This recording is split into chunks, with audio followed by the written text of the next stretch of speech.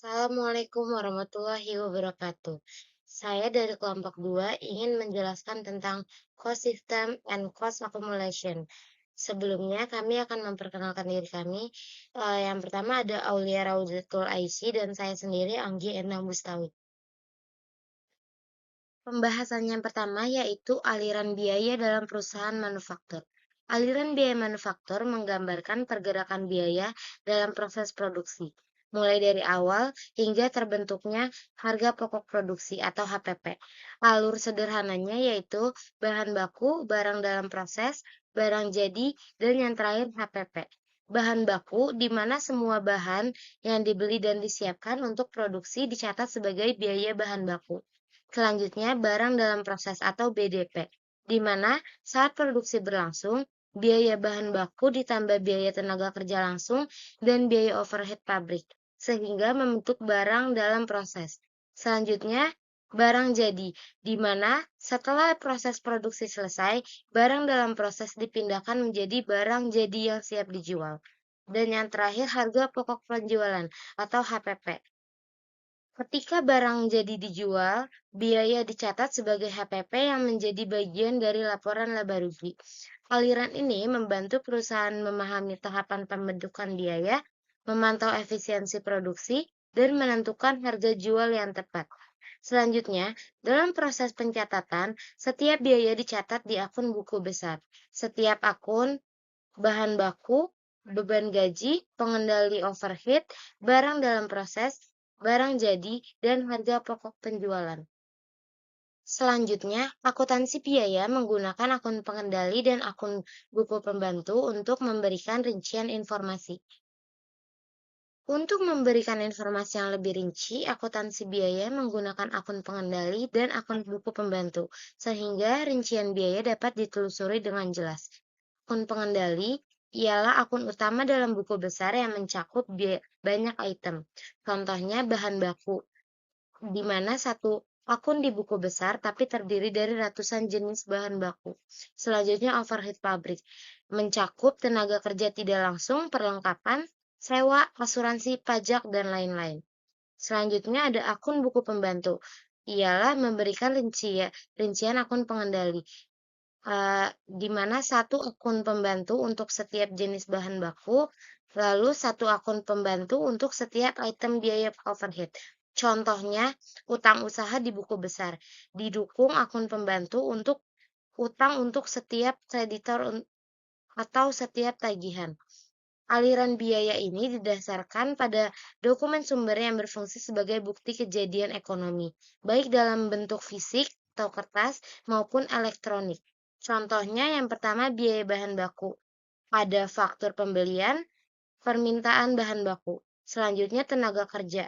Ada kartu absensi, kartu jam kerja. Dan yang terakhir overhead pabrik atau ada tagihan listrik, jadwal depresiasi, dan lain-lain.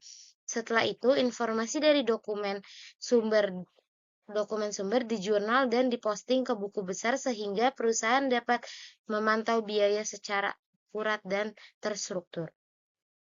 Selanjutnya ada pelaporan hasil operasi. Hasil operasi dari suatu perusahaan manufaktur dilaporkan dalam laporan keuangan konvensional, sama seperti jenis bisnis lainnya. Laporan keuangan tersebut mengikhtisarkan operasi suatu periode dan menunjukkan posisi finansial pada akhir dari periode tersebut. Yang pertama ada laporan laba rugi. Dalam laporan laba rugi, harga pokok penjualan ditampilkan sebagai satu angka. Meskipun praktik ini diikuti untuk laporan yang dipublikasikan, tambahan informasi diperlukan untuk kebutuhan internal.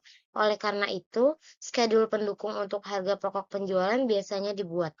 Selanjutnya yang kedua ada neraca. Neraca melengkapi laporan laba rugi. Salah satu laporan saja merupakan gambaran finansial yang tidak lengkap atas status dan kemajuan suatu perusahaan. Dan yang terakhir adalah laporan harus kas.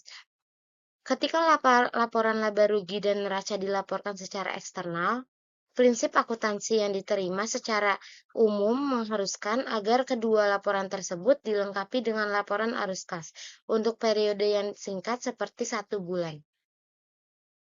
Selanjutnya yaitu sistem biaya.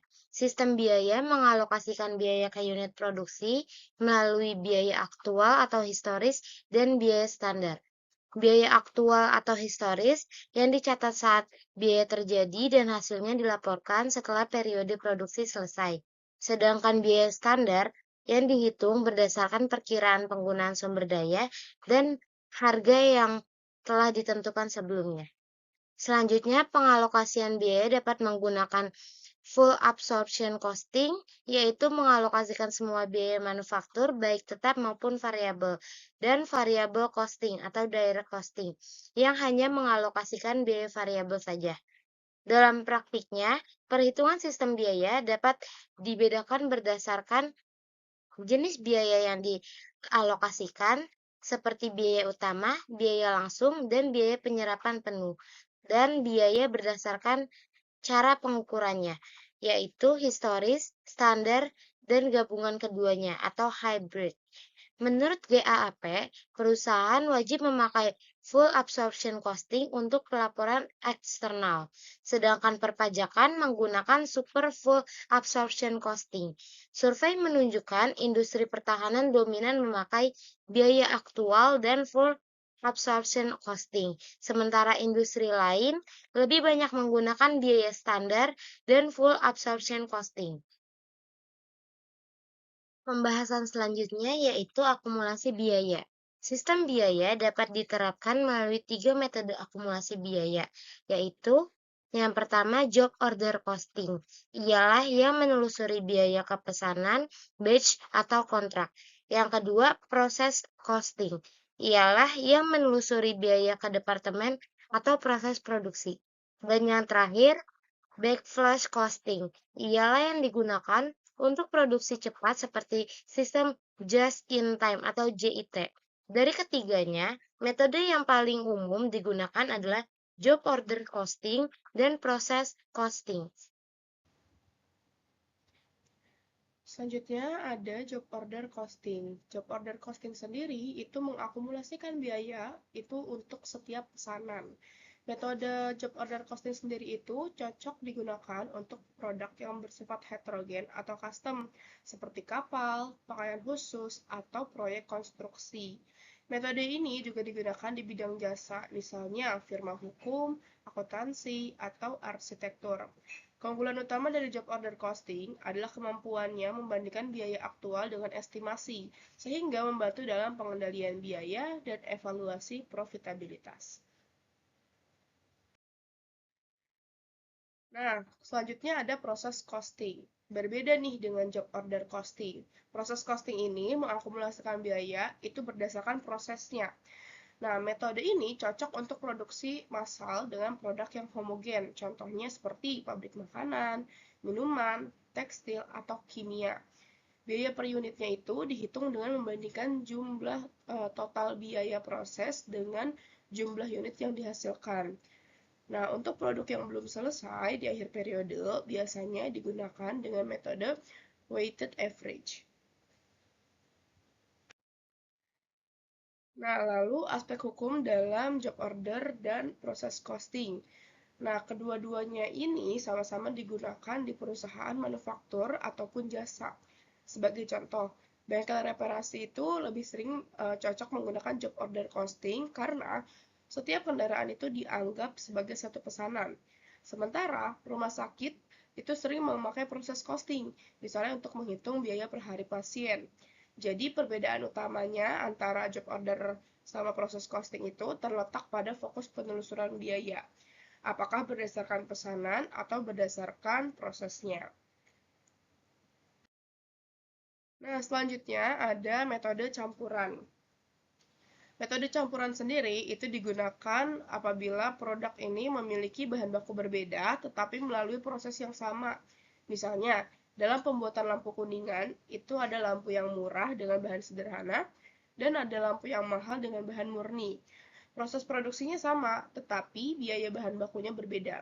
Dalam kasus ini, bahan baku dihitung dengan job order costing, sedangkan biaya tenaga kerja dan overhead menggunakan proses costing.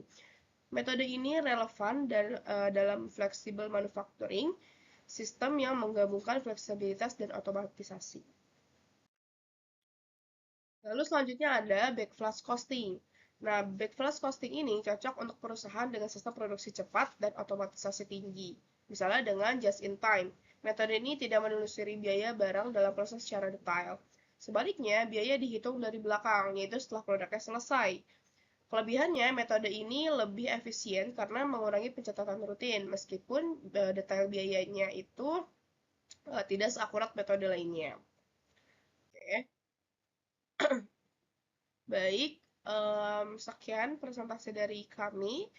Untuk jika ada yang ingin ditanyakan, bisa ditanyakan di kelas. Terima kasih atas perhatiannya. Wassalamualaikum warahmatullahi wabarakatuh.